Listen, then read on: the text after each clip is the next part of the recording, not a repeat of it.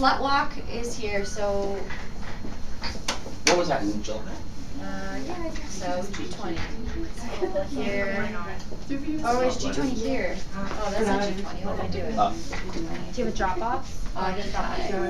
Slut Walk. I'm just thinking in terms of the timeline. It's always nice to, in a timeline, to juxtapose. This is what's happened in Canada. Right. Meanwhile, in Iran, right, this was going on, right?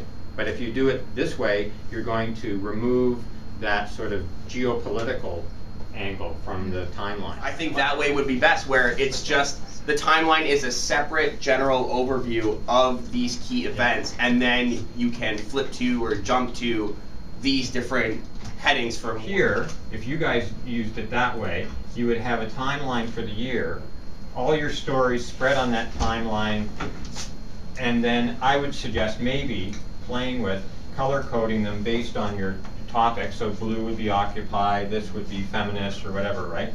So that you've got some context of what that story is related to in terms of the broader chapter, but that you're actually timelining the individual stories on the timeline to give it a geopolitical and a chronological context. Right? So when you zoom into Arab Spring, you can see, oh, this is when the Arab Spring started. Also, whatever, Jack Layton, da-da-da-da-da.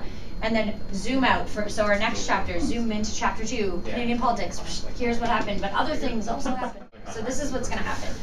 Opening of the thing, timeline. Oh my gosh, look at this chronology. Flip the page, zooms in. Chapter 1, Arab Spring, and you can also see what's underneath. And then when you get to the next chapter, it zooms out, and then chapter 2, other things. Yeah, so those are two separate video clips, right? Got it. Okay, cool. Yes.